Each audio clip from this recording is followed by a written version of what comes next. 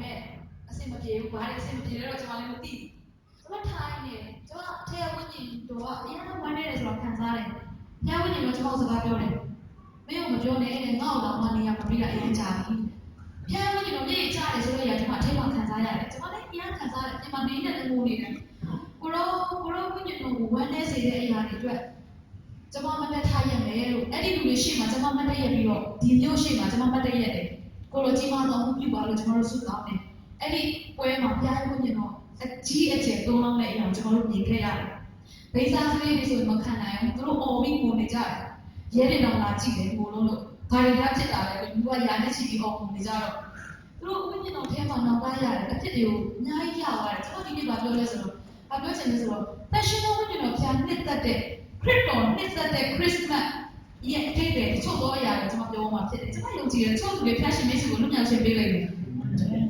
ဒီနေ့ကျမ်းစာရိုးရိုးလေးပဲကိရှာနာဂတိဇန်ထကြီး61မှာဒါကရှင်းရှင်းလေးပဲဒီရှင်းရှင်းလေးရတယ်ကျွန်တော်တို့အများနဲ့အလုံးလုံးတာဖြစ်တယ်နော်အကယ်တစ်မှာထာဝရဘုရားရဲ့ဝိညာဉ်တော်ဒီငါ့အပေါ်မှာတည်တော်မူ၏အကြောင်းကဆေးရသားလို့အဝမ်းမြောက်စရာဖြစ်တဲ့စားပြောခြင်းကငါ့ကိုပေးသိပေးတော်မူသည်နှလုံးစိတ်ွယ်သောသူတို့၏အနာကိုစီးစိတ်ခြင်းကလည်းကောင်းဖန်ဖန်ချုပ်ထားတဲ့ရှိသောသူတို့အားလွတ်ခြင်းအကြောင်းနဲ့အချင်းခံတဲ့ရှိသောသူတို့အားထောင်ကားဖွင့်ခြင်းအကြောင်းကိုပြသခြင်းကလည်းကောင်းထာဝရဘုရား၏မင်္ဂလာနှင့်ငါတို့ဘုရားသခင်အဖြစ်ပေးတော်မူရာနေ့ရက်ကာလကိုကြားပြောစေခြင်းကလည်းကောင်းစိတ်ကညီတော်သောသူတို့အားနှစ်သိမ့်စေခြင်းကလည်းကောင်းစိတ်ကညီတော်သောဇီးုံမျိုးသားတို့ကိုစီ၍ပြရာ၌ပေါင်းတော်မူဝမ်းနဲ့ခြင်းရာ၌ဝမ်းမြောက်ခြင်းစီညှိုးငယ်သောစိတ်ကိုအရာ၌စီးပွားခြင်းဝိတ္တစာကိုသူတို့အားပေးစေခြင်းကလည်းကောင်းငါ့ကိုစေလွတ်တော်မူပြီးသူတို့ဒီကြောင်းဝဲခြင်းတစ်ပိတ်ပင်ဘုံတည်တော်ကိုထာဝရဘုရားဆက်မျိုးတော်မူသောအပင်၍ခေါ်ပေါ်တပုတ်ချင်းကိုခံရကြလိမ့်မည်ရှေးပြိုပြက်ရာတို့ကိုပြုပြင်ကြလိမ့်မည်ရှေးကာလတုတ်တင်ပဲ့ရှင်းရာတို့ကိုတိဆောက်ကြလိမ့်မည်စိတ်ဉာဏ်တော်မြို့ရာစင်ဆက်စွတ်ပြရာအရရတို့ကိုပြုစုကြလိမ့်မည်ဒီတော့ဘယ်တော့ပြန်ရောက်စေတဲ့ဖျားရှင်ကောင်းချီးပေးပါစေအငယ်တစ်မှာထာဝရဘုရားရဲ့ဝိညာဉ်တော်ဒီငါအပေါ်မှာတည်တယ်အဲ့ဒါကျွန်မအနေနဲ့ဝင်လာချင်တယ်ဒီနေ့ချမ်းသခင်ရဲ့ဝိညာဉ်တော်ကကျွန်တော်တို့ပေါ်မှာတည်တယ်တဲ့အဲ့မှာကြည့်တဲ့အခါမှာပြမဟောင်းမှာရှမ်းသုံးပေါ်သို့ထာဝရဘုရားဝိညာဉ်တော်တက်ရောက်တော့အခါမော်ဘာနော်ရှမ်းသုံးဒါဝိဒ်ပေါ်သို့ဘုရားဝိညာဉ်တော်တက်ရောက်တဲ့အခါမှာဂိရောင်ပေါ်သို့ဘုရားဝိညာဉ်တော်တက်ရောက်တော့အခါမှာဆိုတော့ခဏခဏတွေ့ရတယ်ယေရှုခရစ်တော်ကိုယ်တိုင်လည်းဘုရားရဲ့ဝိညာဉ်တော်တက်ရောက်တဲ့အခါမှာအမှုဆောင်မှာဖြစ်တယ်ဘုရားရဲ့ဝိညာဉ်တော်ကကျွန်တော်တို့သက်တာထဲမှာတက်ရောက်ခြင်းဆိုတဲ့အရာကအမှုတော်ဆောင်မပြောနဲ့ယုံကြည်သူအားလုံးရဲ့အခြေခံပဲဖြစ်တယ်ဟာလေလုယာဘုရားရဲ့ဝိညာဉ်တော်ဒီခရစ်တော်ပေါ်မှာတက်ရောက်တဲ့အခါမှာခရစ်တော်စပြီးတော့သူ့ရဲ့ ministry ကိုစပြီးလုပ်ခဲ့တာဖြစ်တယ်။ဘုရားရဲ့ဝိညာဉ်တော်ကဒီနေ့ကျွန်တော်တို့အသင်းတော်တွေမှာနမိတ်လက္ခဏာနေတော့တာဘုရားရဲ့ဝိညာဉ်တော်မတက်ရောက်လို့ဖြစ်တယ်။ရှင်းရှင်းလေးပဲဘုရားရဲ့ဝိညာဉ်တော်မတက်ရောက်တဲ့နေရာတွေမှာနမိတ်လက္ခဏာမရှိတော့ဘုရားဝိညာဉ်တော်မတက်ရောက်တဲ့နေရာတွေမှာထူးခြားတဲ့အရာတွေမရှိတော့ဘုရားဝိညာဉ်တော်မတက်ရောက်တဲ့နေရာတွေမှာကိုယ်ွယ်ခြင်းတွေကထုံးတမ်းစင်လာဘာသာရေးအဲ့လိုမျိုးပဲဖြစ်သွားတယ်။ဟုတ်ပြီအဲ့ဆိုရင်ဒီနေ့ဘုရားဝိညာဉ်တော်တက်ရောက်တဲ့ခြင်းနဲ့ပတ်သက်ပြီးကျွန်တော်အနေနဲ့ဦးနာခြင်းတယ်ကျွန်မတချို့နဲ့လည်းနေရာပြောမှာနော်အဲ့ဒါအားလုံးအားရစိုက်ပြီးတော့ကျွန်တော်တို့ဘုရားရှိကျွန်တော်တက်တာလေးမှာပြောချင်တော့ပြောပါစေနော်ဒီနေ့ဘုရားဝိညာဉ်တော်တက်ရောက်တော့ခါမှာကျွန်တော်တို့မြန်မာနိုင်ငံမှာဘုရားဝိညာဉ်တော်မတက်ရောက်ဘူးလားမြန်မာနိုင်ငံပေါ်မှာဘုရားဝိညာဉ်တော်တက်ရောက်ခဲ့ဘူးပါတယ်တစ်ချိန်တော့1990ဝန်းကျင်လို့ပြောပါတယ်အဖေတို့ခေတ်ကပေါ့နော်ကျွန်မအဖေလည်းအဲ့မှာဝိညာဉ်တော်နဲ့ချင်းနဲ့ထိတွေ့ခဲ့တဲ့အချိန်မြန်မာနိုင်ငံမှာလည်းဘုရားဝိညာဉ်တော်တက်ရောက်ခဲ့တဲ့အချိန်တွေရှိပါတယ်ဒါပေမဲ့ကျွန်တော်တို့ဒီနေ့မှာကျွန်တော်ကဒီနှုတ်ကပတ်တော်ရဲ့အခြေခံကိုဆွဲရမှာမဟုတ်လို့သေချာရှင်းပြမှာဖြစ်တယ်ဒီနေ့ဘာကြောင့်ဝိညာဉ်တော်တက်ရောက်မှုကဖြစ်တဲ့ခေတ်ပြတ်သွားတာမျိုးလက်ဆက်ပြတ်သွားတာနော်ဒီ1990ဝန်းကျင်90ချင်းအောင်မောထားမှုတွေဖြစ်ခဲ့တယ်လို့ပြောတယ်ပူလောင်မှာလည်းဖြစ်ခဲ့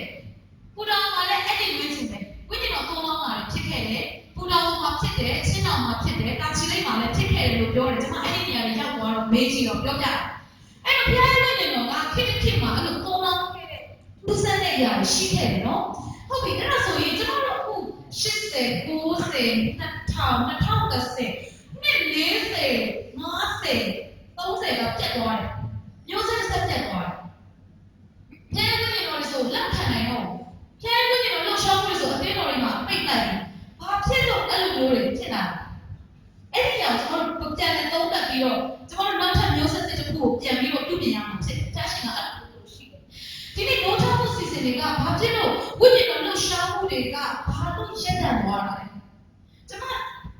လူကြီးတွေအဆိုပေါ့နော်ပြန်နားထောင်တဲ့အခါမှာတရှိတဲ့ဘက်ကတော့ရှားတဲ့အခါမှာတကယ်လို့ရှားပါတယ်ဟိုဆိုင်တွေပါလေဘီယာဆိုင်တွေရက်သမားတွေဆိုင်ကိုလည်းခက်လို့တက်ခံချက်တွေကျွန်မကြားဘူးလေအရက်နမ်းပေးရလူစိုးတွေဟိုချက်ဘိုးတွေအကုန်လုံးဖျားကြမှာအားသာကုန်ပြီးရှိခွန်းတော့ဆရာထောင်းပြကတော့ဟိုမှာကြည်စမ်းလူငယ်များဗိမာန်နဲ့ကြားကုန်ပြီးတစ်ချင်းတွေပါလေရေးခဲ့ကြတယ်မှန်တယ်တကယ်ဖြစ်ခဲ့ဘူးလေအကြီးကျယ်အရက်ဆိုင်တွေမှာမရှိတော့ဘူးအရက်သမားတွေပြောင်းလဲတယ်ခုသေးအောင်ဆရာဖြစ်နေတော့များအဲ့တော့အရက်သမားတွေကိုပြောကြတယ်ဟုတ်ပြီလေအဲ့တော့တကယ်ဖြစ်ခဲ့ဘူးပါအဲ့တော့ဘာဖြစ်လို့ကျွန်တော်တို့မျိုးဆက်တစ်ဆက်ပြတ်သွားတာဝိညာဉ်ရေးမှာ gap တစ်ခုပေါ့နော်ဘာလို့ချားသွားတာလဲဆိုပြီးတော့ကျွန်တော်လေ့လာတဲ့အခါမှာပေါင်တွေ့ရလဲဆိုတော့နိုးထောင်းမှုတိုင်းကလေစက်စာမှာကျွန်တော်တို့အသေးစိတ်ကျွန်တော်ဆိုရောရှုမှတ်တာတို့အဲ့နိုးထောင်းမှုလုပ်ခဲ့တဲ့တမိုင်းတွေကိုအသေးစိတ်လေ့လာတဲ့အခါမှာနိုးထောင်းမှုတိုင်းကတမန်တရားနဲ့မသွားရင်ရက်သွားတာကြီးပဲဘယ်နိုးထောင်းမှုဆိုပြပြပြောင်းလဲရေးကိစ္စတိုင်းကလေတမန်တရားမပါဘဲနဲ့ကြာချက်ရရှိမခံခဏလေးနဲ့တန့်သွားတယ်လူအားနဲ့ခဏတာလုပ်တဲ့အရာကမခံဘူးဆိုတာတွေ့ရတယ်ဟုတ်ပြီအခုကျွန်တော်တို့တို့များများကဥပမာပင်တေကုတ်တွေခံချက်ရှိတဲ့အတင်းတော်တွေကိုဘာလို့မုန်းတာလဲဝိညာဉ်ဂိုင်းကိုဘာလို့ပြောတာကျွန်မနေကတက်တဲ့ခံကျွန်တော်ဒီနေ့အများကြီးဝိညာဉ်တော်မိတ်ဆက်ချင်လို့ပါကျွန်မက AG background မှာဟုတ်တယ်ဒီပင်တေကုတ်တွေတဲ့ဟုတ်တယ်ပြန်လေးတဲ့ဝိညာဉ်တော်လှူရှားမှုကျွန်မအများကြီးကြုံခဲ့တယ်ဒါပေမဲ့ကျွန်မအရန်ကြောက်လို့ထားမှုစီစဉ်လို့ပြင်းပြီပဲကျွန်မအဖေကအပေါင်းမှာဆောင်းနေတယ်ကျွန်မပြန်အောင်လည်းပြန်မပြန်နိုင်တော့လေအရှိမလည်း prophet တွေစတောင်းပြီးတော့ဆိုခဏနေကိုရိုက်နေဆိုတော့ကိုသိပြီးတော့လုံးဝမတောင်းရဘူးပြန်တော့လည်းအဖေကအပေါင်းမှာခါထားပြီးဆောင်းပြန်လည်းပြန်ကြည့်တော့အရှိဖက်ဆက်တော့လည်းစိတ်မပြေအနောက်တော့လည်းစိတ်မပြေကြားထဲမှာကျွန်မအားကြောက်တဲ့နေ့တွေအများကြီးရှိခဲ့ပါတယ်ဘာလို့လဲဆိုတော့ကျွန်မငယ်ငယ်လေးတွေကမိတ်ဆက်ပြီးတဲ့ရှင်တော်ဝိညာဉ်တော်အရန်ချမ်းလို့လေကျွန်မအားကြောက်တယ်ဘာလို့လဲဆိုတော့ခဏနေကြရင်ကြောမှုလာထုတ်တာလို့ကျွန်မကဘောလည်းတက်နေတာလို့ကျွန်မမြင်ပါစအားကြောက်တယ်ဘာလို့လဲဆိုတော့ကျွန်မငယ်ငယ်လေးတွေကဘုရားဝိညာဉ်တော်လှူရှားပြီးဆိုကျွန်မ IC ဝယ်ပွဲလိုက်ပြီပဲခဏချုပ်ပြီးတော့လေးခဏချုပ်ပြီးတော့ထိုးပြီးတော့ချုံပွားပြီးတော့ပရိမောင်းပြီးတော့ချုံပြီးပြေးတယ်နောက်ကျွန်မတိကျတဲ့ရွယ်ပါလေအဲ့လိုမော်ပြီးကက်ပေါ့နော်အဲ့ဒီကက်လေးမှာကျွန်မချောင်းကြည့်ရအခုလိုဆောင်နေဘာလို့ချောင်းကြည့်တဲ့ကောင်မှာ prophet ပွဲအခုလိုဆောင်တွေကိုတိုင်းထိုးခိုင်းမှာထိုးတဲ့လူကထိုးဖားခုံခုံတိုင်းတာတို့ငွေလိုနှိမ့်တဲ့ကောင်ကျွန်မကြည့်တော့အရင်ကြောက်တယ်အဲ့တော့ဝိညာဉ်တော်လှူရှားပြီးလို့ပြောရတယ်ကျွန်မပြေးပြီကျွန်မငယ်ငယ်လေးတွေကသိခဲ့တဲ့ဘုရားရဲ့ဝိညာဉ်တော်ကအရင်ချမ်းတယ်လို့ထင်ခဲ့တာဘာလို့လဲဆိုတော့မိတ်ဆက်ပေးတဲ့လူတွေချမ်းလို့သူတို့အဲ့လိုမျိုးလုပ်ကြတာဘုရားဝိညာဉ်တော်တရားဆိုမျိုးလုံးပြူလာပြီအဲ့ဒါကျွန်မကြောက်ပြီးလုံးခါပဲမောင်းလာထူတော့လာပဲချိန်တော့လာပြောမယ်ကျွန်မဒူးတွေတော့ပြီးတော့ဘလို့ပါနေလို့ပြီးအဲ့ဒီဝိညာဉ်တော်အရင်ကြောက်တယ်လို့အချင်းချင်းကျွန်မပြောခဲ့ပြီးတယ်ဘာလို့ကျွန်မတအားကြောက်ခဲ့တ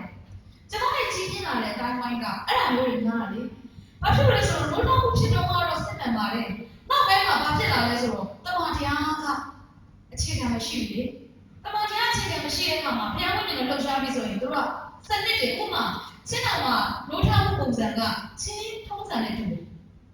်ဟုတ်တယ်နော်ဒီချင်းတောင်ပေါ်ထုံးစံတောင်ပေါ်မှာလှုပ်ထားရှိတဲ့ဟာတွေနဲ့ဘုရားဝိညာဉ်နဲ့မဆိုင်ပါနဲ့အတွေ့အကြုံနဲ့တမန်တရားနဲ့ဆက်လက်ပြီးထိန်းသိမ်းခြင်းမရှိတဲ့အခါမှာလေ prophet ပြုံးမှန်တယ်ဆိုတော့ဘယ်နည်းဆရာဖြစ်လာလေချိန်တိုင်းသူပြမယ်သူစီလာမေးကြနောက်ပိုင်းမှာဖခင်ရဲ့ဘုန်းတော်ကိုခိုးယူပြီးတော့အဲ့ဒီ prophet ဆိုတဲ့လူကနောက်ဝိမာနဲ့လက်ယောက်ျားလေးအများကြီးဖခင်ထွေးလို့ပြောသေးတယ်မွေးသွားတာအဲ့ဒါမျိုးလေအရာရှက်စရာကောင်းတဲ့လူ့ဖွဲ့စည်းမှာတော့လက်မခံနိုင်တဲ့မာယုံမှုတွေအများကြီးကနိုးထားမှုရဲ့နောက်မှာဖြတ်စည်းဖို့အများနဲ့လိုက်တာအဲ့ဒီဟာတွေတော့ကျွန်တော်တို့မျိုးဆက်ဆက်လုံးဝပြတ်သွားတယ်ဖခင်ဝိညာဉ်တော်ဆိုရင်ကျွန်မမြင်တယ်လို့ပဲလူတွေမြင်တာတရားလူတွေလည်းအဲ့လိုမြင်တဲ့လူတွေရှိမှာပဲဖခင်ဝိညာဉ်ဆိုရင်အာနာမပြောနဲ့ငါအဲ့ဒီဘိုင်းမခံနိုင်ဘူးအရင်ချမ်းတယ်ကျွန်တော်တို့မြင်ခဲ့မှာပဲဟောဆိုတော့ကျွန်တော်တို့မျိုးဆက်ဆက်လုံးဝပြတ်သွားတယ်တကယ်စစ်မှန်တော့ဖခင်တို့ထားမှုလှုပ်ရှားမှုတွေမှာဥပမာကျွန်တော်ပြောမယ်ကျွန်တော်တစ်ခါမှကျွန်တော်ပြောလို့မသိဘူးခုနပြောတဲ့ဖခင်ရဲ့မျက်မှောက်တော်နဲ့မျက်မှောက်တော်တကိုးကလုံးဝမတူဘူးဖခင်ရဲ့မျက်မှောက်တော်တကိုးဆိုတာကဥပမာကဲကျွန်တော်ဒီခန်းထဲမှာအဲကုန်းမဖွင့်ထားပေမဲ့အဲကုန်းရှိကြောင်သိနိုင်တယ်ဟုတ်လားအဲ့ဒါကအဲကုန်းမမြင်ရရင်မှအေးနေတဲ့အတွက်ကြောင့်အဲကုန်းရှိတယ်လို့ပြောလို့ရတယ်မျက်မှောက်တော်တကိုးဆိုတာကဒီလိုပဲကျွန်တော်တို့ကိုယ်ွယ်နေတဲ့ကောင်းဝင်ချင်မှာပတ်တယ်မှာဖခင်ဝိညာဉ်တော်ရဲ့တကိုးတော်ရှိမှအားလုံးသိတယ်ဘာလို့လဲတရားမှအာရုံလို့ရေကိုအာရုံစိုက်တယ်ကျွန်တော်ကိုယ်စိတ်ကြတဲ့ကြောင့်လည်းကိုသိတယ်ဘာလို့လဲဆိုလူတစ်ထောင်နဲ့ပဲဟော900နဲ့ဟောတရားမှအာရုံမပြတ်ဘူးတရားတော်မထားရဘူးအစိုးရတွေမှာညင်ပြီးတော့ခံကြတယ်အဲ့ဒါဝိညာဉ်တော်ရဲ့တကိုးကြောင့်ဖြစ်တယ်သိတာဒါပေမဲ့အဲ့ဒါမျက်မှောက်တော်မဟုတ်အဲ့ဒါမျက်မှောက်တော်ရဲ့တကိုးခံစားလို့ရတယ်သိတာလေညင်မကြတဲ့လူကညင်ကြပါတယ်ဒါလူလုံးလုံးမရလိုက်ရိုက်ချစ်တာတန်ရိုက်မှာဘယ်သူမှညင်ကြမှာမဟုတ်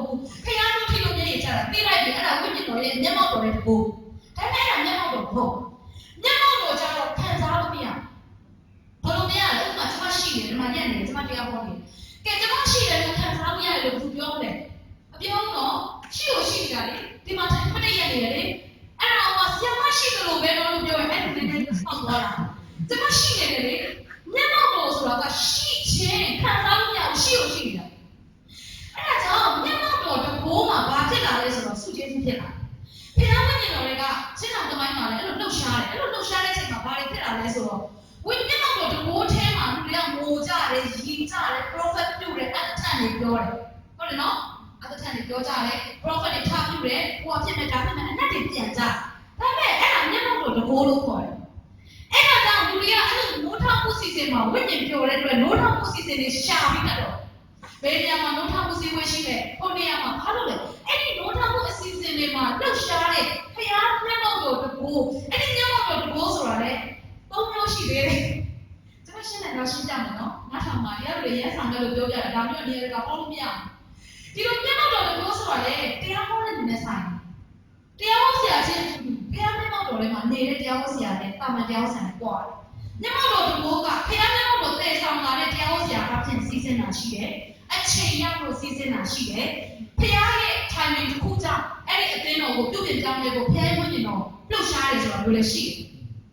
အဲ့တော့အဲ့လို process တွေလုပ်တဲ့ခါတိုင်းမှာတရားဟောဆရာကြောင့်ပဲဖြစ်ဖြစ်အချိန်ရောက်ဖို့ပဲဖြစ်ဖြစ်ဖျားရဲ့ timing တစ်ခုကြောင့်ပဲဖြစ်ဖြစ်ကျမတို့အခြေအနေတစ်ခုကြောင့်ဖျားဝိညာဉ်တော်လှုပ်ရှားတဲ့အတွက်ကြောင့်လူတွေကအဲ့လိုပွဲတွေဆိုရင်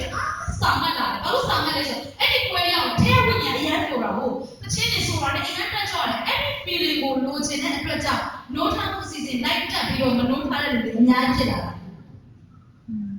ာကျွန်တော်စာမှတ်တာပွဲကိုစာမှတ်တာဖြစ်သွားတယ်ဟုတ်တယ်နော်အဲ့ဒီပွဲလမ်းတစ်ပင်မှာခဏနေအနာရောဂါနေချင်းမျက်စိကန်းတဲ့လူမြင်မလားဆိုပြီးတော့နမိတ်ခဏမျောတဲ့ယုံကြည်သူတွေဖြစ်လာအဲ့တော့နိုးထမှုစီစဉ်မှန်တယ်များပေါ်ရတယ်အခုဒီမနိုးထား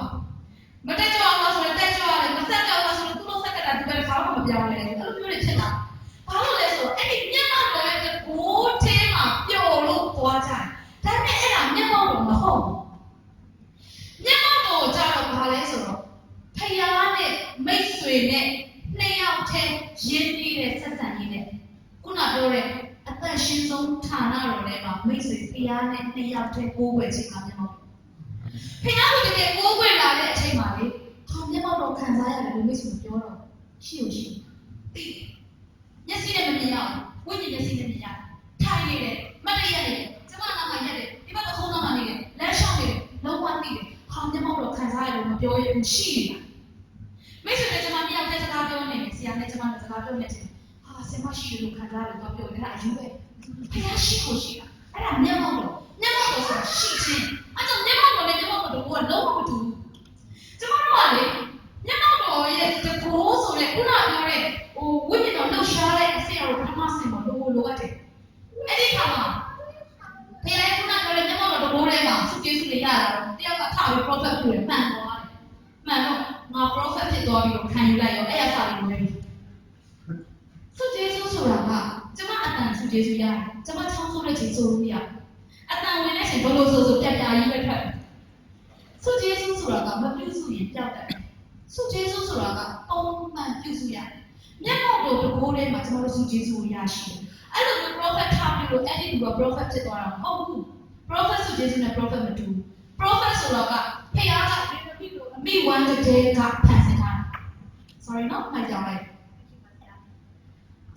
prophet ဆိုတာကနော်ဒီအမိဝမ်းတဲ့ကယေရမိကို prophet ပြုပြီးမှ prophet လို့ခေါ်တာမဟုတ်ဘူးအမိဝမ်းတဲ့ကတိကို prophet အရာမှာငါခန့်ထားတယ်ဆိုတဲ့ဖခင်ကမွေးကလေးကဟိုးရှေးမစွာကလေးက prophet အရာမှာခန့်ထားတဲ့သူတွေရှိတယ်အဲ့တော့အဲ့ဒီ prophet အရာမှာခန့်ထားတဲ့သူတွေကျွန်တော်တို့မြန်မာနိုင်ငံမှာ apostolic prophetic ministry ကအခုမှစဝင်လာတာမဟုတ်လို့အဲ့ဒီဘိုင်းတွေသိသိကြမှာမဟုတ် prophet တွေဒီ America တို့ဘာလို့မှ prophet ပြုတဲ့လူတော့မှ short ပြုလို့မရဘူးဘာလို့လဲအဲ့ဒီစုကျေးဇူးသမားတွေကို mentor လုပ်ပေးတဲ့ prophet ကြီးကနေပြီးတော့ကောင်းလေးတုံ့တင်ပေးတဲ့ဟာရှိသေးတယ်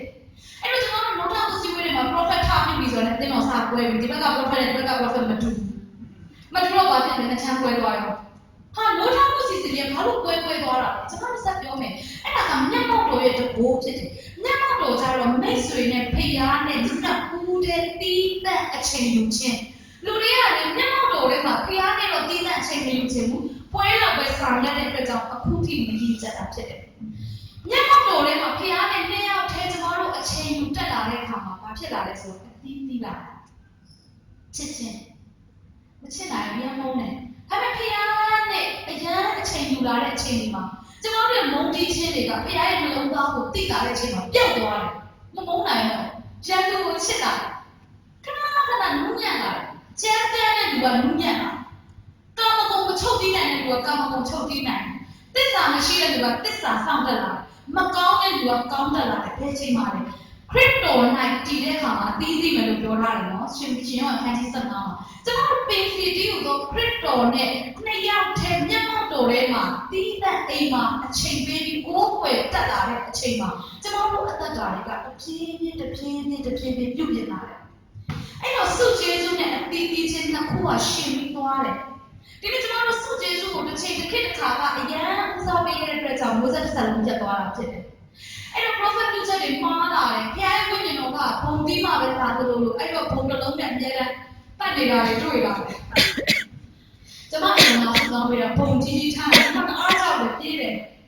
အဲ့ဒီဘုံကြီးမှာပဲဝိညာဉ်တော်စီးသွားမယ်ဆိုတဲ့အတိမျိုးတွေဘာကြောင့်လဲဆိုတော့ကျွန်တော်တို့ဖျားနဲ့ရင်းဆက်ပြီးတော့မျက်မှောက်တော်ထဲမှာဖျားနဲ့တီးတဲ့နှုတ်ကပတ်တော်နဲ့အချိန်ယူဖို့ရက်သွားတဲ့အတွက်မျိုးဆက်ဆက်လုံးတက်ခဲ့တာဖြစ်တယ်အာမင်နားလည်နိုင်ဖို့ထားရှိကောင်းချီးပေးပါစေအားကြောင့်ဒီနေ့ကျွန်တော်ဘာလို့ဝင်ငှခြင်းလဲဆိုတော့ဖခင်ရဲ့ဝိညာဉ်တော်ကိုကျွန်တော်တို့ကျမ်းစွာမိတ်ဆက်ခဲ့တဲ့အရာကဖခင်ရဲ့မျက်မှောက်တော်တွေကကျွန်တော်တို့သိတဲ့အချိန်ကြီးအဲ့ဒီ prophet ပြုနေတဲ့လူတော်များများကျမ်းစာမှာဖတ်ပြီးတော့ဒီနေ့ကျွန်တော်ကသူတို့မှားတယ်လို့ပြောတာမဟုတ်ဘူးကျွန်တော်ရှေ့မှာလည်းသူတို့မပြုရဘူးကျွန်တော်လည်းပေါ်တင်ပြောတယ်နှုတ်ကပတ်တော်ပေါ်မှာပါတဲ့စကားတွေကအမှန်မဟုတ် emotional ဖြစ်တယ်ဒီနေ့ဘယ်လောက်ပဲကောင်းတဲ့စကားတွေတမန်ကျမ်းစာရဲ့ဘောင်မှာရှိရတယ်။တမန်ကျမ်းစာရဲ့ဘောင်ကိုကြိုပြီးကျွန်တော်လက်ခံလို့မရဘူး။ဒီနှုတ်ကပတ်တော်နဲ့ပိုင်းချက်ဘာလို့လဲ။ဖေတော်ပြောတဲ့စကားကသူ့ကိုပြောဆိုကျွန်မကိုလည်းတွင်းဝင်နေတယ်ပြောတယ်နော်။ဒီနေ့အဲ့ဒါကမျက်မှောက်တော်တကူဘက်မှာဘယ်ရက်လိုက်ပြီးတော့စက်ပြီးတော့ဝိညာဉ်ရမှာ negative မတက်တဲ့အခါမှာအမှားတွေဖြစ်တာတွေပုံစံတွေဖြစ်တာဒီလိုလုပ်မယ်ဒီလိုကမယ်ဒီလိုကရင်ဒီလိုလုပ်မယ်ဒီလိုလုပ်မယ်ပုံစံကြီးဖြစ်သွားတယ်။အဲ့ဒါကဖခင်ရဲ့မဟုတ်အဲ့တော့ကျွန်မဘာလို့ပြန်ပြောလဲဆိုတော့အဲ့ဒီချုပ်ထားခံရတဲ့အရာတွေကိုပြည့်ဖို့ကျွန်တော်တို့ဖျက်ရှိပေးချင်ပါတယ်အာမင်အဲ့ဒါဆက်အဲ့တော့ဖခင်ရဲ့ဝိညာဉ်တော်ငါ့ပုံမှာတည်တယ်လို့ပြောရတဲ့ကြောင့်ကျွန်မတစ်ချိန်လုံးကမြင်ခဲ့တဲ့ဖခင်ရဲ့ဝိညာဉ်တော်အဲ့လိုကျမ်းပဲလို့ပဲကျွန်မထင်ခဲ့တာဒါနဲ့ကျွန်မတရားစာဟောဖို့ဖြစ်လာတယ်စိတ်ခံတဲ့ချိန်ပုံများပါတယ်ဒါပေမဲ့ကျွန်မဖခင်ရှင်ကတရားဟောတဲ့ပုံအိမ်မက်တွေခဏခဏပေးတယ်နောက်ပိုင်းမဖြစ်လာတဲ့အရာအများကြီးရှိဦးမယ်ညာပြိနေစီတရားဟောတယ်ကျွန်မအိမ်မှာကျွန်တော်ငယ်လေးတည်းနေခဲ့ရတယ်။ဖျားရှင်ကတော့တရားဟောဖို့နှုတ်ဖွင့်ဖို့စကားပြောလာတဲ့အချိန်မှာကျွန်မပြောတယ်ကိုရောသမီးနှုတ်ဖွင့်ပြီးဆိုတာနဲ့ကိုရောတခုပဲသမီးစင်ပေါ်ရက်တာနဲ့ကိုရောလိုက်ရက်။အဲ့ဒီအကတိပေးပါပြန်လာတော့ကျွန်မဖျားရှင်ရဲ့ဝိညာဉ်တော်နဲ့စကားပြောပြီးတော့တရားဟောဖို့အဲ့လိုတိနာမည်နဲ့ခဏကောင်းခဲ့။ကျွန်မပထမဆုံးတရားဟောတဲ့အချိန်မှတ်မိတယ်။ကျွန်မကမှစဟောလဲဆိုတော့ AR တိုင်းခီးစဉ်ပေါ်တယ်ကျွန်မအဲ့မတိုင်ခင်မှာဒီလိုလူတွေရှင်းမှာမခဲ့ရဘူး။ဖျားဝိညာဉ်တော်ကနေကိုပြောရမယ်နေနှုတ်ဖွင့်ရမယ်လို့ပြောလို့အဲ့ဒီခီးစဉ်စသွားပြီးကျွန်မမတည့်ရပြီးဘာပြောလို့ပြောမှမသိဘူး။ဒါပေမဲ့ဖျားဝိညာဉ်တော်ရောက်လာတဲ့အခါမှာအောက်မှာနာမည်လက္ခဏာတွေစဖြစ်တယ်။ဝယ်ယူပြန်တဲ့ကျမ်းမာတွေကျွန်မတိုင်းမကြည့်နေတယ်ဘာမှမသိဘူးဟောဆိုလို့ဟောတာဘာမှမသိဘူး။အဲ့လို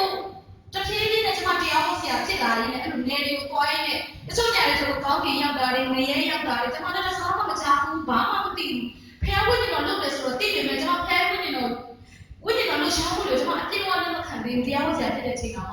ပေမဲ့ဘုရားဝိညာဉ်တော်တညမှာကျွန်မအခန်းထဲဝင်လာတယ်ကျွန်မဖျားနေတဲ့အချိန်မှာဝင်လာပြီးတော့ကျွန်မ7 နာရီကျော်ကျော်နော်ကျွန်မဖျားတာတွေပျောက်သွားတယ်နာရီဝက်တိတိကျွန်မခေါင်းမှာလာထိုင်တယ်နှွေးထွေးတဲ့အရာအခါမှမကြုံဘူးတဲ့အရာမျိုးကျွန်မကြုံခဲ့တယ်အဲ့ဒီနောက်ပိုင်းမှာဘုရားဝိညာဉ်တော်ကနာရီဝက်လောက်တစ်ပြည့်ပြည့်နဲ့အေးသွားတဲ့အချိန်မှာကျွန်မသိသွားတယ်ဘုရားဝိညာဉ်တော်ကအရန်နှူးညံ့နေဆိုတော့ကျွန်မလုံးဝမျက်ဝါးဖြစ်ဖြစ်သိသွားတယ်အဲ့တော့ဒီနေ့ဘုရားဝိညာဉ်တော်ကတင့်ပေါ်မှာတည်တယ်လို့ပြောတဲ့အခါမှာကျွန်မဒီကလူတွေဘာပြောချင်လဲမကြောက်နဲ့ဖျားရှင်ဝိညာဉ်တော်ကအရန်နှူးညံ့ပါတယ်အာမင်တကယ်နှူးညံ့တယ်ပြောလို့မရအောင်နှူးညံ့တဲ့ဖျားဝိညာဉ်တော်ဖြစ်တယ်ကျွန်တော်တို့ထင်ခဲ့တဲ့အချိန်နဲ့လုံးဝမတူဘူးဖျားရှင်ဝိညာဉ်တော်ကမချမ်းဘူးကျွန်တော်တို့ကိုနှူးညံ့တော့ဒီနေ့ဘောပုံကြပြီးပြောင်းလဲစေတယ်ဖျားရှင်ဝိညာဉ်တော်ကကျွန်တော်တို့ကိုတိုးချတဲ့အချိန်မှာမမိုးတဲ့တရားမရှိဘူးနော်ယောက်ျားကြီးလည်းမိုးတယ်မိန်းမလည်းမိုးတယ်ကလေးလည်းမိုးတယ်လက်ဝိုင်းလည်းမိုးတယ်ဘာလို့လဲကျွန်တော်တို့လူကိုဖျားကလာထိတွေ့တဲ့အချိန်မှာကျွန်တော်တို့ဝိညာဉ်မခံနိုင်ဘူးအဲ့ဒါကြောင့်ဖျားဝိညာဉ်တော်ကကျွန်တော်တို့ကတည်တယ်လို့ပြောတဲ့အခါမှာဘယ်ပုံမှမတည်လဲမိတ်ဆွေရဲ့ဆာမချင်းပုံမှမတည်တယ်အာမင်ဖျားရှင်ဝိညာဉ်တော်မိတ်ဆွေပုံမှာတက်ရောက်ပါစေစာငတ်တဲ့သူတွေပေါ်မှာဖျားဝိညာဉ်တော်အချိန်ဝေးသုံးရမယ့်ကာလရခုကာလဖြစ်ပါတယ်မိတ်ဆွေပေါ်မှာဖျားရှင်ဝိညာဉ်တော်တက်ရောက်ပါစေဒီနေ့ဖျားရှင်ဝိညာဉ်တော်တက်ရောက်ဟုတ်ပြီနောက်တစ်ချက်ဖျားဝိညာဉ်တော်ကိုကျွန်တော်တို့မာနသောလူချင်းတက်မှတ်မှုဆိုတာရှိသေးတယ်အဲ့ဒါကျွန်မဒီလိုလာတယ်ဒီမှာဖျားစကားပြောတယ်ကျွန်တော်တို့ဖျားဝိညာဉ်တော်ဘာကြောင့်တချို့ကျတော့မလို့ရှင်လို့အတင်းဟောပါတယ်တချို့ကျတော့လည်းလူချင်းလုံးလို့ဘာလို့လူချင်းလာလဲလို့ပြောရတယ် ရှုကဘာကြောင့်လုပ်ချင်တာလဲဆိုတော့လေထူးထူးခြားခြားလုပ်ပြချင်လို့တွေရှင်းမှာနမိတ်နဲ့ခဏလေသူများထပ်ပို့ပြီးထူးဆန်းအောင်လုပ်ပြချင်လို့ဘုရားဝိညာဉ်တော်ကိုလုပ်ချင်တာမျိုးရှိတယ်အဲ့ဒီအရာကကျွန်တော်တို့မမှန်ဘူးကျွန်တော်တို့နှလုံးသားကလေဘုရားဝိညာဉ်တော်ကိုဘာလို့လုပ်ချင်လဲဆိုတော့ငါမတည့်ရတဲ့အခါမှာဘယ်လိုဖြစ်ရမလဲလူသေးတွေရှင်းရမယ်အဲ့ဒီနမိတ်နဲ့ခဏဘက်ကိုအားမဲလာနေလေကျွန်တော်ဘုရားဝိညာဉ်တော်အလွတ်သုံးစားလို့ကျွန်တော်ခံပါတယ်ဘာလို့လဲဆိုတော့လိုအပ်မှာပဲတို့လာရင်တရားဟောပေးတော့ကျန်တဲ့ချိန်မလို့တော့ဘုရားတော်ပြီးသွားမလို့တော့ကျန်တဲ့ချိန်မလို့တော့ဘုရားရှင်ကိုလိုချင်တဲ့ချိန်ခေါ်ပြီးမလိုချင်တဲ့ချိန်ပတ်သွားအဲ့လိုပုံစံမျိုးဖြစ်လာတယ်ဒီနေ့ဘုရားဝိညာဉ်တော်ကဇေမဘုံပုံကိုဖြစ်တယ်အာမင်ပုံကိုဖြစ်တယ်မိတ်ဆွေအချိန်တည်းတည်းတော့ပဲမလိုဘူးတစ်ချိန်လုံးလိုရတယ်ဟာလေလုယာပုံကိုဖြစ်တယ်ဘာလို့ပုံကိုဖြစ်တယ်အသက်ရှူတယ်စကားပြောတယ်ကျွန်တော်တို့ကလူမျိုးဆောင်နဲ့ထိတွေ့တယ်ဆရာလုပ်ပေးတယ်တုံသင်ပေးတယ်ခေါ်အားပေးတယ်ကျွန်တော်တို့ရဲ့တကယ်ပုံကိုကျွန်တော်တို့နဲ့အတူတူသွားတယ်အထဲထဲမှာကျင်းဖို့တယ်ခေါ်ပေးတဲ့ခါတိုင်းမှာရောက်လာတယ်ကဲကျွန်တော်ပြောပြမယ်မိတ်ဆွေရဲ့အချက်သုံးငယ်ချင်းကိုလုံခတ်မှခေါ်ရဲဆိုရင်အဲ့ဒီငယ်ချင်းမိတ်ဆွေကိုရေရှည်ပေါင်းနိုင်လာ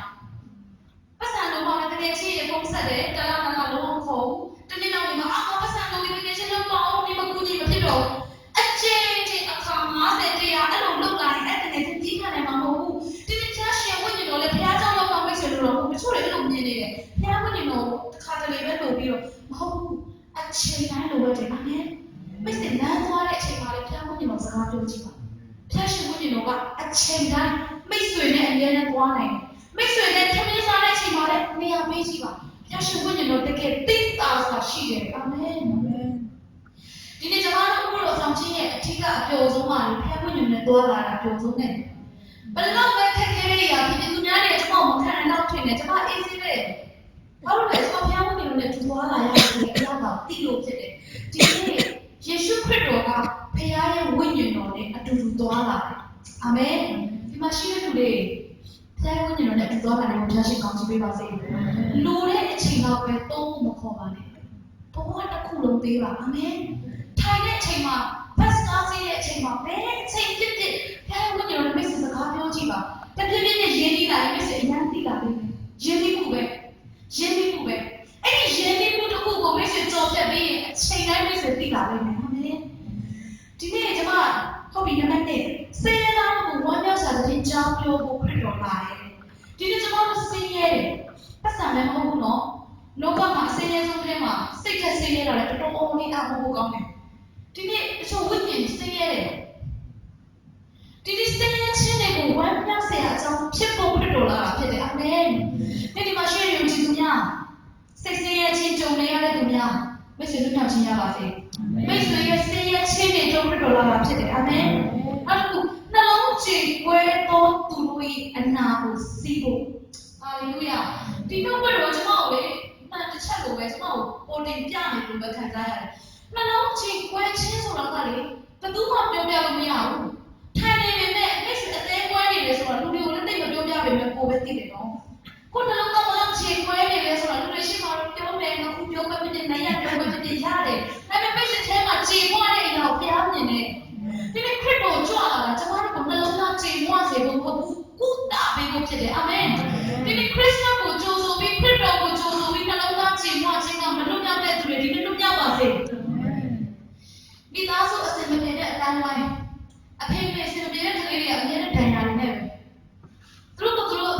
့တော်ပဲနေနေမယ်ဟာမပဲလို့လုပ်မယ်သူထဲထဲမှာခြေပွားနေတာကြီးအဲ့ဒီခြေပွားတဲ့အရာတွေနဲ့လူတွေဆက်ဆံတဲ့အခါမှာအမြဲတမ်းမလွတ်မြောက်နိုင်ဘူးတခုခုဆိုစိတ်နဲ့အားချဒီနေ့ကျွန်တော်တို့အသင်းတော်တွေမှာခရစ်တော်ကြွလာတာကဒဏ်ရာဖြစ်စေဖို့မဟုတ်ဘူးအနာပြောက်စေဖို့ဒီနေ့ကျွန်တော်တို့ခရစ်စမတ်စီစဉ်တဲ့ခါလေအရန်အစားပေးနေတဲ့ဒဏ်ရာတွေဖြစ်ကြဝတ်ကောင်တက်တာဝတ်ရှောင်းလူတွေနဲ့တစ်ဖက်ပြေးသွားတယ်ဒီနေ့ကျွန်တော်တို့ခရစ်စမတ်ရဲ့အနှစ်သာရပျောက်လာခရစ်စမတ်ပွဲပြင်ဆင်နဲ့ရံဖြစ်ကြကျွန်တော်တို့မှဖြစ်ခဲ့တာကကျွန်မငယ်ငယ်တော့ခရစ်စမတ်ကျွန်တော်တို့ပုံမှန်ဝတ်ပေါ်တယ်လေဝက်ပေါ်တော့အဲ့ဒီပွဲရဲ့ရှာတစ်ခုကိုနှစ်ဖက်လူကြလာတဲ့လူတွေလည်းမကြည့်ဘူးတစ်နေ့လေးဆိုတော့ကားစားမယ်ခန်းစားမယ်နဲ့အဲ့ဒါမလာကြတော့ဒီကကြောင့်တကယ်ခရစ်စမတ်နေ့ကျတော့စိတ်ကောက်ပြီးမလာကြဝက်ရှာမစားရဘူးဒီနေ့ကျွန်တော်တို့လေဒီပွဲလမ်းတစ်ပင်တွေကျန်တဲ့အလုပ်တွေအရင်ကဦးစားပေးတဲ့အချိန်မှာကျွန်တော်တို့ခရစ်စမတ်ရဲ့နေ့တာပျောက်သွားတယ်လူတွေကိုနာကျင်စေတယ်အထူးသဖြင့်ခရစ်စမတ်ကာလမှာဘုရားဆောင်အရန်ပင်ပန်းတားပင်ပန်းလုပ်တဲ့အခါမှာလေစိတ်ကလည်းသိပြီး တော့မောင်မဖြစ်တော့ထိတ်လဲဆိုပေါ်လိုက်တာနဲ့ထိတ်လဲဆိုထောင်းလဲဖြစ်သွားတယ်အဲ့ဒီຢာတွေကလေလူတွေကခရစ်စမတ်ရက်ရောက်တော့မပြုံးနိုင်တော့ဘလို့ပြောလဲနာကျင်မှုတွေနဲ့အသိတော်စာကနာပြည့်ကြတယ်ဒီခရစ်စမတ်အထိပ်ပဲအဲ့ဒါမဟုတ်ဘူးအဲ့ဒီနာကျင်နေတဲ့အနာတွေကိုစီးပေးဖို့ဖြစ်တယ်အာမင်စစ်တော်ခရစ်စမတ်ဆိုတာအချင်းချင်းခွင့်လို့ချင်းတခါမှမကျင်တဲ့လူကိုတွားပြီးလက်ဆောင်သွားပေးတာမှာအဲ့ဒါစစ်တော်ခရစ်စမတ်အနာတွေကိုကုပေးတာအာမင်ဒီအားတွေလုံးနိုင်ဖို့ဖျားရှိတော်ကြည့်ပေးပါစေကိုဒုက္ခကောင်းပေးတဲ့လူခရစ်စမတ်လက်ဆောင်ကောင်းသွားပေးတယ်ပါလို့လေနှလုံးချေမွားတဲ့လူတွေရဲ့အနာကိုခရစ်တော်စီးပေးဖို့ဖြစ်တယ်ဒီခရစ်စမတ်ဆိုတာပကာမနာတွေအပြည့်စင်နေမှာဟုတ်ဘူးအတွင်းနာကျင်နေတဲ့အရာတွေကိုဖျားရဲ့မြစ်တာနဲ့ကုသပေးတဲ့ခရစ်စမတ်ဖြစ်တယ်အာမင်ဒီကျွန်တော်တက်လာတဲ့မှာကျွန်တော်ခရစ်စမတ်နေ့မွေးတာအဲ့တော့ခရစ်စမတ်နေ့မွေးတဲ့အတွက်ကြောင့်ဖိုးခါလည်းကျွန်တော်ပေးရတယ်ဘာလို့ဆိုတော့ကျွန်တော်မွေးနေ့ရောက်အလုပ်များကြတယ်ကျွန်တော်မိသားစုတစ်ခါမှမမှတ်မိဘူးကျွန်တော်တို့လည်းခရစ်စမတ်ရောက်ငါမွေးနေ့နော် Happy birthday လုံးတော့ပြောတခြားပြောထားတယ်မနေ့ကကိုကဝတ်ပေါ်ရမယ်ဝတ်သားကြီးထဲရမယ်အတူမရလည်းခမင်းဘူးထဲရမယ်ပြတ်တက်ရမယ်တချင်းဆိုရမယ်ကျွန်မအမေဆိုလို့သွားလိုက်တယ်တခါမှ Happy birthday မပြောနိုင်ဘူးမေမေကဒီကျွန်တော်ခရစ်စမတ်ကအဲ့ဒါနဲ့ခရစ်တော်ရဲ့မွေးနေ့ကျင်းပပြီးမွေးနေ့ရှင်တခါမှမပါဘူးမွေးနေ့ရှင်ခဏလေးမေ့ထားပြီးပြတ်တက်ပြလိုက်တာမှအရှမ်းပဲအကဲကာရတချင်းခေါ်လာတချင်းအများကြီးပဲအစစ်စစ်အများကြီးလုပ်ပြီးတော့ခရစ်တော်ကျွန်တော်လုံးသားတွေကဘယင်ဖြစ်နေရယူပါလို့ပြောမဲ့ပိုင်းကျတော့မေ့သွားပြီးပြင်ပန်းနေလိုက်တော့ close ဆိုပြီးသွားရောခရစ်တော်ကရပြင်ပန်းနေတာပြပြနေဖြစ်လာဒီနေ့ကျွန်တော်ဒီနေ့ဒီမှာရှင်းသူတွေကိုပြောချင်တာချင်းနေကျွန်တော်ကြည်ပွဲနေတဲ့ဒဏ်ရာတွေအနာမကျက်ပဲနဲ့ခရစ်စမတ်ပွဲအတိတ်ပဲရှိမှာမဟုတ်ဘူးအာမင်ဒီနေ့မိတ်ဆွေဖျားရှင်ကမိတ်ဆွေကိုခွင့်လို့တချို့လူတွေစကားပြောနေတယ်တီလူငါပြင်မသူဖြစ်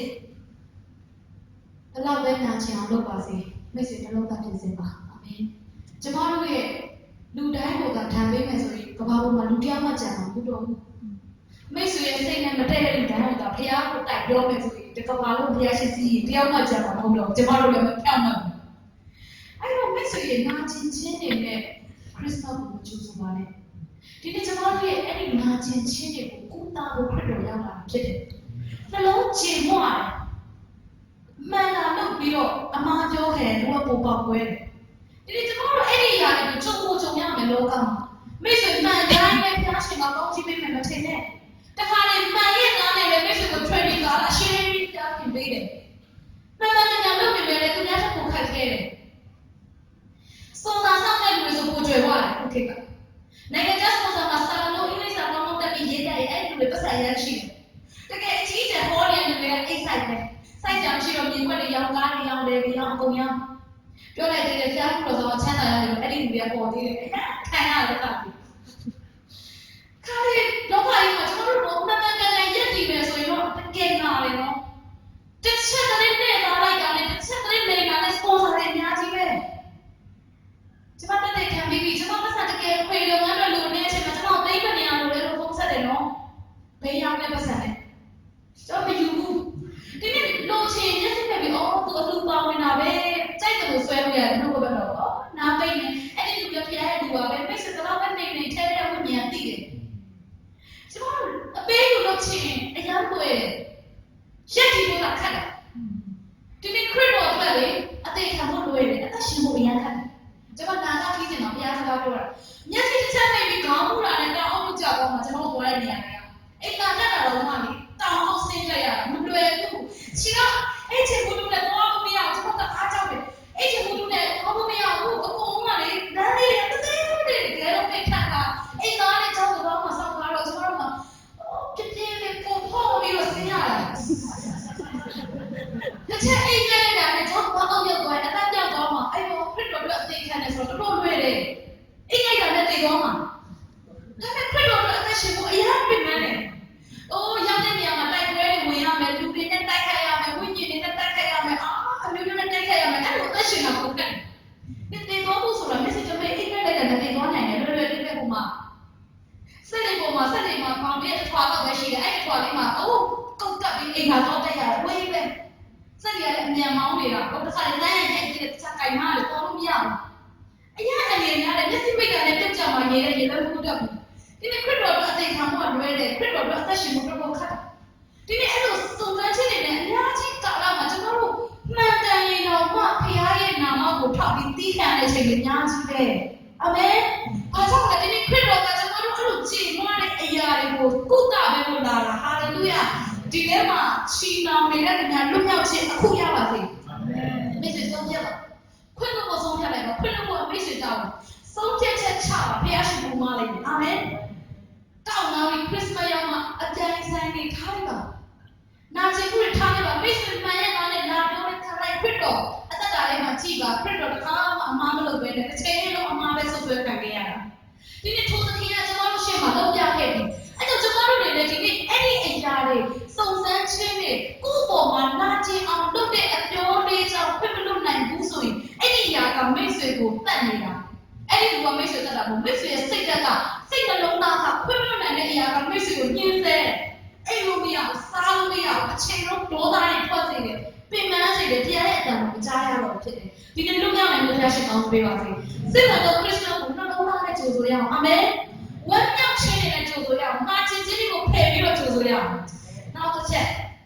်ဖန်သွားချုပ်ထားတဲ့ရှိတဲ့လူကိုလွတ်ဖို့လာတယ်ဒီနေ့ဖန်သွားချုပ်ထားခြင်းခံရတဲ့သူတွေအကျဉ်းခံရတဲ့သူတွေကိုထောင်တကားဖွင့်ဖို့ခရစ်တော်လာတယ်အာမင်ခရစ်တော်လက်ထက်မှာယူဒာလူလုံးနိုင်ရင်ယောက်ျားလေးဆိုရင် circumcision နော်အဲ့ဒီအလုံးမကယ်တင်ခြင်းရောက်လာတယ်အများကြီးပဲအဲ့ဒီထောင်ချထားတဲ့ယုံကြည်ခြင်းအရာမှာထောင်ချထားတဲ့အရာတွေကိုချိုးဖျက်ဖို့ခရစ်တော်လာတာဖြစ်တယ်ဒီနေ့ကျွန်တော်တို့ယုံကြည်သူများအသင်းတော်တွေမှာအမျိုးမျိုးသတ်မှတ်ထားတဲ့ထုံးတမ်းစင်မာတွေရဲ့ချုပ်နှောင်ခြင်းယုံကြည်ခြင်းမှာယောက်ျားလေးမို့လို့မိန်းကလေးမို့လို့ကလေးမို့လို့ဆိုတဲ့ချုပ်နှောင်ခြင်းအဲ့ဒီချုပ်နှောင်ခြင်းတွေကိုချိုးဖျက်ဖို့ခရစ်တော်လာတာဖြစ်တယ်အာမင်ဒီမှာရှိတဲ့လူတွေကျွန်တော်တို့ပြုံပြနေတဲ့အရာတွေကိုပြုပြင်နိုင်ဖို့ဖျားရှိကောင်းပေးပါစေ။ထာဝရဘုရားရဲ့မင်္ဂလာနဲ့ဖျားရှိအဖြစ်ပေးတဲ့ကာလကိုကြားပြောဖို့ခရစ်တော်ကြွလာတယ်တဲ့။စိတ်ကသာညီးတွားတဲ့လူတွေကိုစီးအောင်မျိုးသားတို့ကိုပြရမှာပေါင်းတဲ့ကိုကျွန်မတို့စိတ်ကသာညီးတွားတဲ့ပြောင်းဖြစ်နေတဲ့အရာကိုပေါင်းတဲ့ကိုထိတ်ဆုံးအောက်ဆုံးနဲ့ထိတ်ဆုံးကိုပြောင်းပြန်လာပေးဖို့ခရစ်တော်လာတာဖြစ်တယ်။ဟာလေလုယာ။ဒီမှာရှိတဲ့လူများတွေမှာ faith တွေဘဝမှာပြောင်းလို့ဖြစ်နေတဲ့တည်သွားတဲ့ဆန္ဒတွေကိုဒီနေ့ခရစ်တော်ကမိတ်ဆွေရဲ့ညှော်နှင်းချက်တွေကိုပြန်ပြီးအသက်တခါတည်းနဲ့ရှင်စေတဲ့ဘုရားဖြစ်တယ်။ကျွန်တော်တို့ဆုံးရှုံးခဲ့တဲ့နေရာမှာအဲ့ဒီနေရာမှာနှစ်ဆတော့ဝမ်းမြောက်ခြင်းပြန်ပေးတဲ့ချက်ရှိဖြစ်တယ်။ဒီနေ့မိတ်ဆွေဘာလို့ဆုံးရှုံးခြင်းကြုံရတယ်လဲ။အဲ့ဒီဆုံးရှုံးခဲ့တဲ့နေရာမှာဘုရားကပြန်ချင်းနှောက်ခြင်းလို့ဖြစ်တယ်။ဒီနေ့ကျွန်တော်တို့မှာအရှိရဆုံးနေရာကကျွန်တော်ပြန်ချင်းနှောက်တဲ့နေရာပဲ။ဒီကျွန်တော်တို့ကိုကိရဲ့ဆုံးအနှိမ့်ချဆုံးအောက်ဆုံးကြအောင်ပြောခဲ့တဲ့လူတွေရှေ့မှာဘုရားကပြန်ချင်းနှောက်ခြင်းလို့အဲ့လိုလူတွေထားတယ်ဘော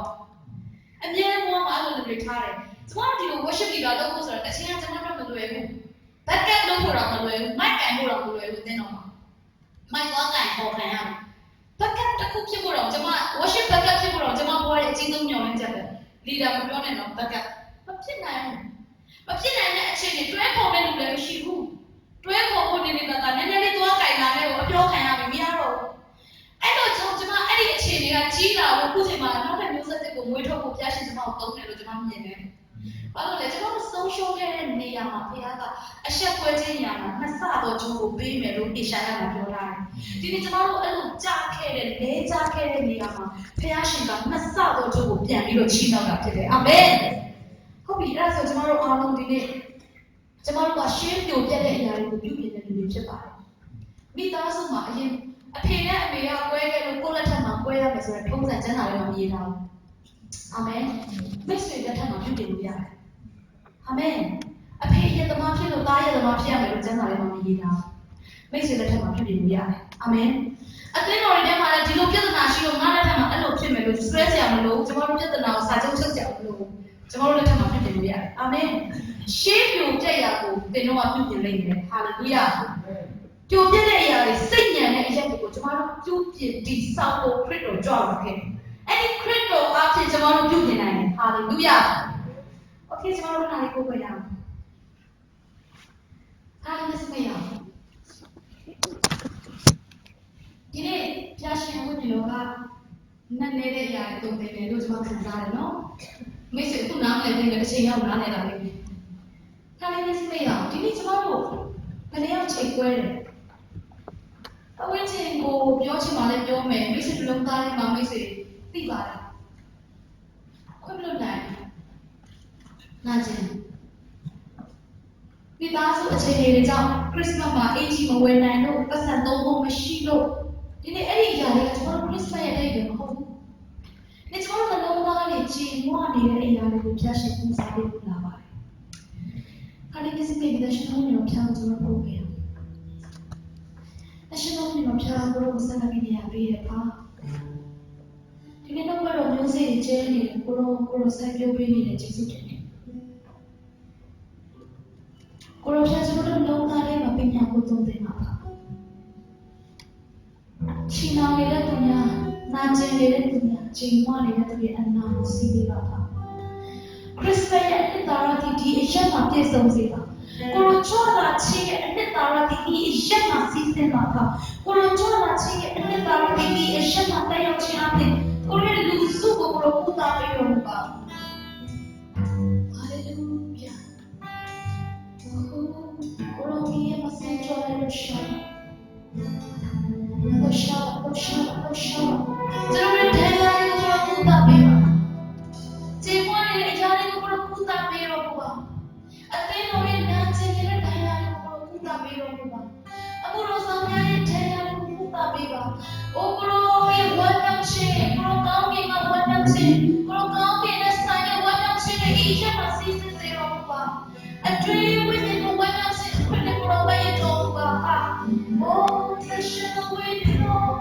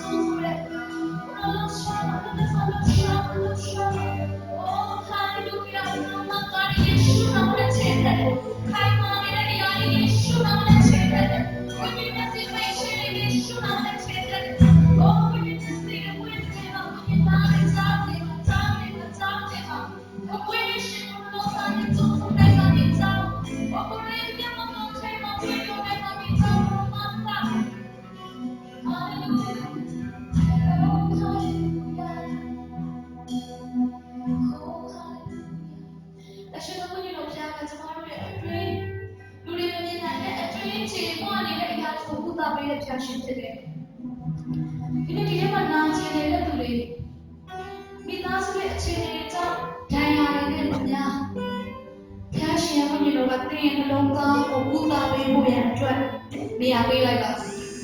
နေရာပေးတော့မယ်အခက်ခဲမရှိဘူးကိုနေရာပေးတယ်ကျွန်တော်တက်တာလည်းမလို့ပေးဖို့ပါရိုးရှင်းစွာပြီးပြောပေးလို့ပဲ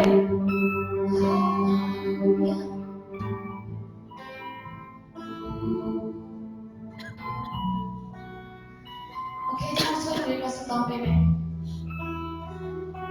ဒီနေ့ရှင်တို့ဝင်တော့ပြန်နေပေးစတာမဟုတ်ဘူးတကယ်လေးလေးကက်ကကိုလိုအချိန်တိုင်းကိုလိုအပ်တယ်လို့ဘုရားဝိညာဉ်တော်နဲ့တကယ်တလုံးတော်ရရှောင်းလန်းခြင်းနဲ့ဆန္ဒရှိတဲ့လူရှိတော့တယ်အဲ့ဒီလူတွေတော့ကျွန်တော်စတော့ပေးမယ်တရှင်တို့ဝင်တော့ပြန်နေတော့ပေးစတကယ်လေးလေးကက်ကဘုရားဝိညာဉ်တော်နဲ့အမြဲတမ်းရှောင်းလန်းမယ်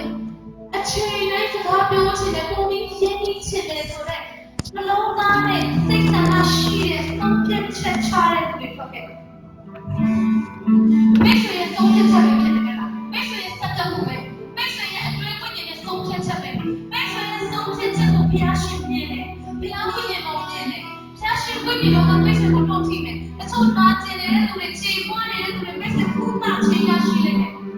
မတရားမရှိတဲ့လူလက်ဆောင်နဲ့ခံယူပါဘုရားရှင်ဝိညာဉ်တော်ရှင်ကလက်ထောက်နဲ့စစ်စစ်ချတဲ့စစ်စစ်တိုင်းတော်တွေမှာဘုရားရှင်ဝိညာဉ်တော်ကိုခံယူပါဘုရားရှင်ဝိညာဉ်တော်ကမိတ်ဆွေစကားပြောဖို့ရတဲ့မိတ်ဆွေနဲ့ရှင်ဒီကိုအခြေခံပြီးဖြစ်တယ် Hallelujah ဒါရှင်တော်နဲ့ဖြစ်ပြီးပါဖြစ်ပြီးပါဖြစ်ပြီးပါပါဒါရှင်တော်ကိုစာမဲ့တဲ့လူတွေမှာဘုရားဝိညာဉ်တော်ကိုတောင်းလာမှာဘုရားတော်ထလို့ရှိပါတယ်ဒါကလာကိုပြောတာပေါ်မှာတောင်းလာမယ်ဘုရားရဲ့ဝိညာဉ်တော်ဒီတော်ပေါ်မှာတည်စေတော်ပါဒါရှင်တော်ဝိညာဉ်တော်ရဲ့ဖွင့်ပြခြင်းနဲ့ပေါ်လာတဲ့ဘုရားတော်စာလာဝိညာဉ်ရဲ့စီးဖွင့်ပြပါဘုရားနားရဲ့တဲ့ပြချားပါဒါရှင်တော်ဝိညာဉ်တော်တောင်းလာမှာဘုရားခြင်းနဲ့ပူတာပေးပါဒါရှင်တော်ဝိညာဉ်တော်ရဲ့ပူတာခြင်းနဲ့အမှန်ကိုပေါ်လာတဲ့ဆန္ဒနဲ့စေတာလက်နာမည်နဲ့ဒါရှင်တော်ဝိညာဉ်တော်ကိုခံပါလက်နာမည်နဲ့ဒါရှင်တော်ဝိညာဉ်တော်ကိုခံပါHallelujah ဘုရားဝိညာဉ်တော်ကိုတောင်းလာမှာဘုရားဝိညာဉ်တော်ပေးပါဒါရှင်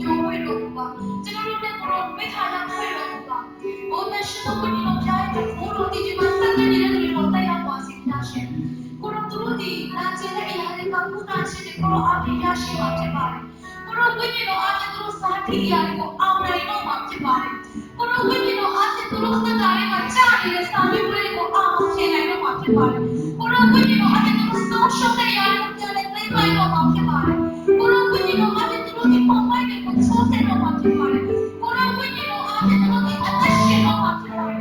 တော်ဘာတဲ့တော့ကဲအသက်ရှင်တော့မှာဖြစ်ပါတယ်ကိုရောဝိညာဉ်တော်အပြင်သူတို့ဒီပြည့်တဲ့ခံရနေဖြစ်ပါတယ်အသက်ရှင်တော့ဝိညာဉ်တော်အပြင်သူတို့ဒီကိုရောဒီကိုမိခါရဖာရတဲ့ကိုရောဖြစ်ပါတယ်အသက်ရှင်တော့